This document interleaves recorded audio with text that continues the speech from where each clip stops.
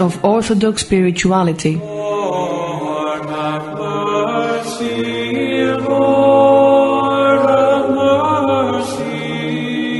A wondrous journey into Orthodoxy. Lord, have mercy. Prepared and presented by Angeliki Antonakou, Lekea.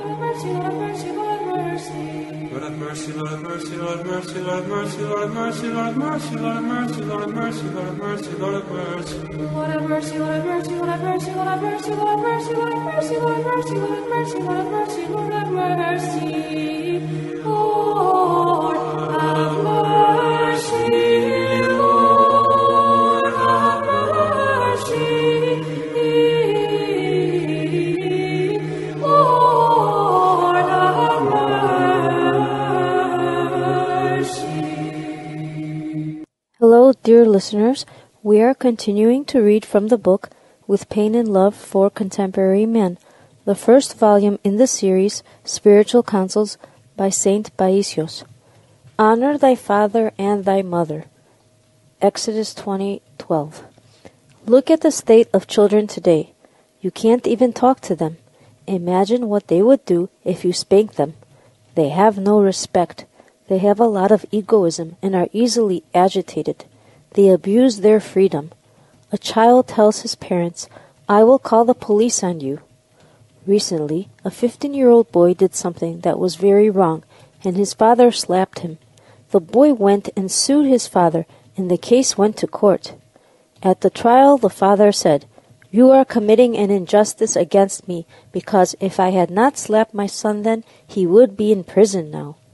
You would not suffer to see him there, but I would." At that point he got up, slapped the boy twice, and said to the court, "You should try me for slapping him now, but not for slapping him before. Go ahead, put me in jail, because this time I had no reason to slap him." My point is that this is how children are today. This reflects today's mentality. In the old days, our parents would scold us and give us a spanking here and there, but no bad thought ever crossed our mind. We accepted being spanked in the same way that we accepted being caressed, without examining whether the wrong we did was great or small, whether we deserved the spanking or not. We believed that they spanked us for our own good. We knew that our parents loved us and that sometimes they would caress us, sometimes they would kiss us, sometimes they would give us a little slap. For the slaps, caresses, and kisses of parents are all given out of love and concern. When parents discipline their children, their heart suffers. When children get a slap, it is only their cheek that hurts. And we all know that the pain of a heart is greater than the pain of a cheek. Whatever a mother might do, whether she reprimands, spanks, or caresses her children, it always comes from her heart. She is acting out of maternal love. But when children do not realize this and answer back with insolence, when they object to everything she tells them and act stubbornly, they drive away the grace of God that is in them. And then, as is to be expected, they become vulnerable to the influence of demons. Yeroda, aren't some parents incompetent? Yes, but God will not abandon their children. God is not unjust. Wild pear trees are full of wild pears. On the way to my Kalivi, there is a wild crab apple tree. So full of fruit is this tree that one cannot see the leaves, and the branches break from the weight. But take a look at cultivated crab apple trees that are regularly sprayed, and I doubt that you will see a trace of fruit on them. The generation gap. The world has turned into a madhouse. Small children go to bed at midnight when they should be fast asleep by sunset. They are locked up in apartment buildings, surrounded by concrete, and they have to follow their parents' schedule. What are children supposed to do, and how are their parents supposed to deal with them? Young people come and complain. Our parents don't understand us. Parents come and say the same thing. Our children don't understand us. There is a growing gap between them. It will not disappear until children imagine themselves in the position of their parents, and the parents imagine themselves in the position of their children. Children who do not cause their parents pain will not suffer later at the hands of their own children when they become parents. The spiritual laws at work ensure that the reverse is also true. Children who are troublemakers will one day suffer the same from their own children. Yeroda, some young people claim that they have been harmed by their parents' love. They are wrong. When a child has philotimo, his parents' love will not harm him. If he takes advantage of their love, then of course it will ruin him. In essence, only an impaired child can be harmed by the love of his parents. Instead of being grateful to God for them and for their love, he is upset because they are kind and good to him. What can one say? Think of all the young people who are without parents, who have no one to care for them. When a child does not recognize his parents as his benefactors and does not love them, especially when the parents are God-fearing people, how will he respect and love God, who is the great benefactor and father of all human beings, a concept hard to understand at a young age? Chapter 5. Inner Disorder and External Appearance. The poor secular people dress according to their inner state. Yeroda, give me a blessing. I pray for you to become a spiritual clown like Saint Isidora, the fool for Christ's sake, and acquire the good kind of hypocrisy. Saint Isidora lived in the women's monastery of the Tabernicians, which was founded in the beginning of the 4th century by Saint Pachomios. She was a fool for Christ's sake and caused others to ridicule her. Instead of a nun's veil, she would wear a rag on her head and never put on any shoes. She never complained or offended anyone, despite the fact that she received insults and beatings many times. The sanctity of her life was revealed to the great ascetic Petirun in a vision.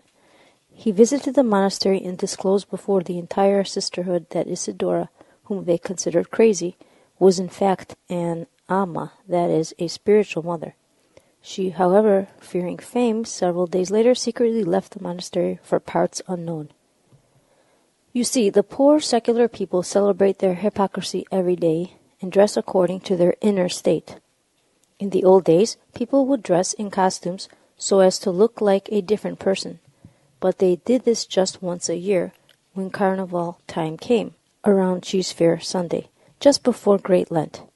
Nowadays, most people wear some kind of costume all the time. It's a daily spectacle. People dress as their minds tell them. They have become truly strange, gone crazy. Only a few men, women, and children have a modest and decent appearance. Women especially are in the worst shape. Today on my way to town, I saw a woman with a very wide ribbon, like a bandage, around her head, very tall boots, and a short dress. This is the latest fashion, someone explained. Some women wear shoes with heels that are so thin that one misstep will send them to the orthopedic surgeon. As for their hair, don't even ask. Another woman, may God forgive me, I don't even know if she was human. She had this wild face, with glaring red eyes, and a cigarette hanging from her mouth, while puffing smoke in and out. These days many say that they make it a rule not to smoke at home if they have children. That's good, but in the meantime so many children are born like smoked herrings. Coffee will also make people act strangely. Take a careful look at their faces, and you'll see all kinds of grimaces. God's grace has left them. They are totally abandoned. I remember how bad things were when I was at Sinai. The sight of the female tourists visiting the monastery would give me such pain. They looked awful. It was like seeing beautiful Byzantine icons thrown in a garbage can, except that in this case they had put themselves there. Once I saw a woman wearing something like a cape, and I said to myself, "Thank God. Here's one who is wearing something decent, whatever it may be. At least she is not like the others." But when she turned around, I realized it was all open in the front. What is this world coming to? Once they sent me a picture of a bride and asked me to pray that her marriage would be a good one. She was wearing this awful wedding gown. This kind of gown shows no reverence for the mystery of marriage or for sanctity of the church. These supposedly spiritual people don't think twice about what they put on. What are those who are not spiritual supposed to do? That is why I am saying that if monasteries do not hold the line, no one else will put the brakes on people. They are out of control. In the old days, when we had so many fools for Christ, the insane were few in number. Perhaps we should pray to them, the fools for Christ, to heal today's natural fools and give us holy fools for Christ. At any rate, today one can hear and see the strangest things.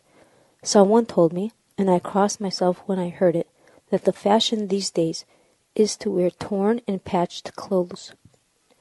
Lazy young people, it seems, have nothing better to do. They rub their clothes to make them look worn out, and then cut and sew rough patches on them. Now that is natural for a hard-working man, but it does not make sense for someone who is lying around all day. And let me tell you, Yeroda, the man said, about another case that is even more bizarre. My wife ran into the son of a family friend in Omonia Square in Athens. The young man was wearing a pair of trousers that was all torn in the back. Dear, she said to him gently, please put your hand and cover yourself. Get off my case, the young man replied. That's the fashion. Poor children. Is it correct, Yeroda, for people to wear t-shirts with pictures of saints on them? If the picture is on a t-shirt or jacket, it is fine.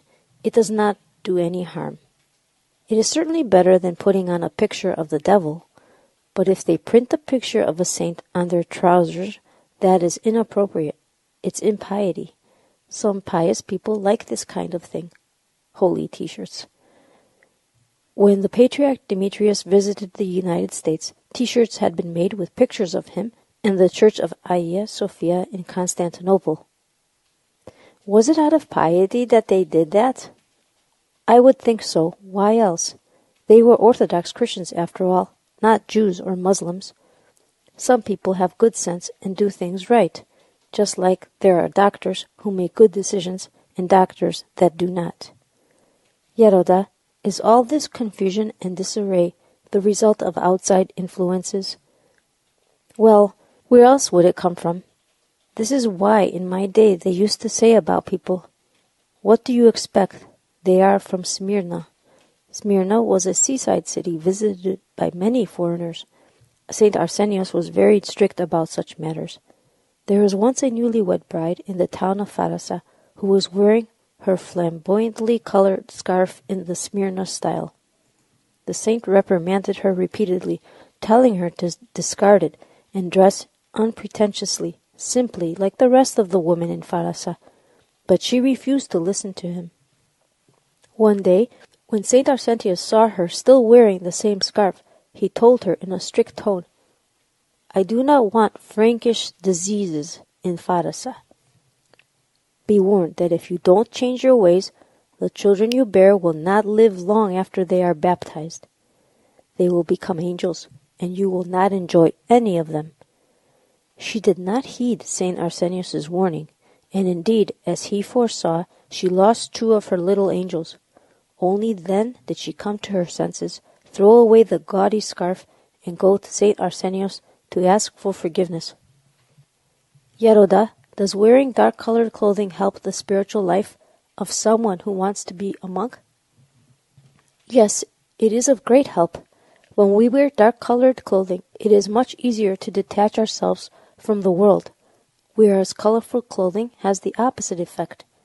If a future monastic were to say, I will wait and put on black clothes when I enter the monastery, or I will wait and observe the monastic rule when I get there, he won't amount to much.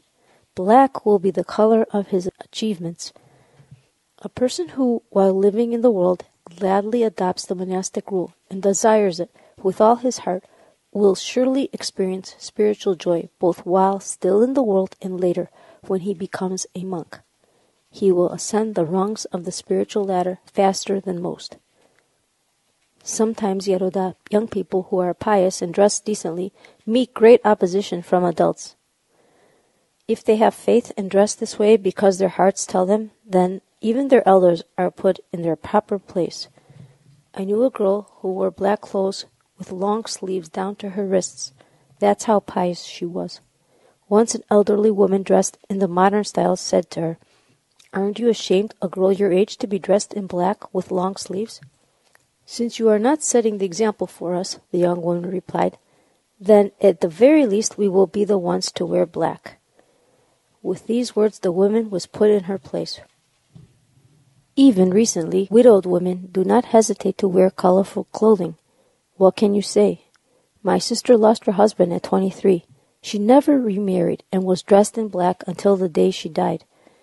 As I see it, women like her who wear black in this life, even grudgingly, and who live a white spiritual life, praising God without complaining, are very blessed. They are more blessed than those poor souls who wear colorful clothing and lead a colorful life. Today it is hard to tell a man from a woman. Once, to test the wise Solomon, they presented him with a group of boys and a group of girls identically dressed to see if he could tell them apart. He led them to a fountain and asked them to wash their faces. He was able to tell the boys from the girls by watching the way that they washed their faces. The girls carefully cast the water on their faces, gently rubbing their eyes, while the boys threw the water onto their faces, making noise with their palms. Today men imitate women to such a degree that many times you cannot tell them apart. In the old days, you could tell a man from a woman from as far away as 500 meters. But now, you can be very close and still have a problem telling them apart. Is it a man, you wonder, or is it a woman? This is mentioned in an ancient prophecy that a time would come when we would not be able to tell the difference between men and women. The recent elder Arsenios the Spileotis told a young man whose hair was waist long, "Well now, what exactly are you, a man or a woman?" He couldn't tell. In the old days they used to give haircuts to the visitors of the holy mountain. Now they let them come any way they want. I give them a haircut with the scissors that I use to cut the wool when I make koboskinia. I have given many haircuts behind the sanctuary of the church. When men with long hair come, I tell them, "I have promised some bald friends of mine that I will give them their hair back. For love's sake, please let me cut your hair." What can I do? I have given them my word. Do they accept it, Yeroda? It depends on how one speaks to them. I never say, "You look awful. Aren't you ashamed of yourselves? Don't you feel respect for this sacred place?" Instead, I say, "You know, fellows, that long hair of yours is an insult to your manliness. What would you think if you saw a National Guardsman in Omonia Square carrying a woman's purse? Is there a way the two can fit together? Let's get rid of this long hair." And I go ahead and give them a haircut. Do you know how much hair I have collected? If someone is reluctant and asks for the reason, I say to him, "What do you mean why? I am a monk, right? It's my job to do tonsures." It's how you say something that makes the difference. They start laughing, and that's where it all ends. After all, I only give them a haircut. I am not changing their names. Only once I named someone Actionestin because at the time I was cutting his hair, a procession was passing by with the famous holy icon Actionestin. Actionestin is the name of an icon of the Theotokos. According to tradition, it was in front of this historic icon that the Archangel Gabriel taught the hymn, "It is truly worthy, Actionestin, to bless you, O Theotokos," to a monk of the 10th century. Then the Archangel Gabriel engraved the hymn on a slate at the request of the monk. The icon was named after this occurrence. This is also the name of the feast that commemorates this event. Oh, how parents rejoice when I cut their sons' long hair. Do you know how many thank you notes I get from parents, especially from mothers? From this alone, God will forgive my sins. Nowadays, the fashion is to cut the hair short and leave a tail in the back. So I asked them, "Can you boys tell me what's the meaning of this tail?" And you know what they say? "We do it to attract attention." "You are wasting your time," I reply. Even if you pay them, people today have so many problems that they will not even notice you. Then you see robust young men wearing earrings. You should see all the earrings I have removed. Yeroda, some young men wear only one earring. It's the anarchists who do that. The single earring symbolizes anarchy. They wear it not because they are effeminate. They pierce their ears and use the earring as a symbol of rebellion. Once a 22-year-old fellow with long hair, a beard, and one earring came to my kalivi with his father. "This earring," I told him, "does not look good on you. I know what it means, but many people don't, and they might misunderstand you." The fellow took it off and handed it to me. It was a gold earring. "Give it to a jeweler to make you a little cross," I said, and gave it back to him. Others, Yeroda, wear nose rings. This is because the devil has put the ring on them and leads them by the nose. Of course, the reins are invisible. Others wear many flat golden chains around their necks. Once I gave one such young fellow a thorough reprimand. After I removed the chains from his neck, I said to him, "Go give them to an orphan, or give them to your mother, or go find someone who is poor and give them to him." He came to his senses and asked me, "What must I do, Father?" "Start by wearing one chain with a small cross," I said. What kind of men are these wearing 2 and 3 layers of such bulky gold jewelry? Even princesses do not wear so much gold around their necks. And then they come and tell you that they have problems. The problem is right there, on their necks.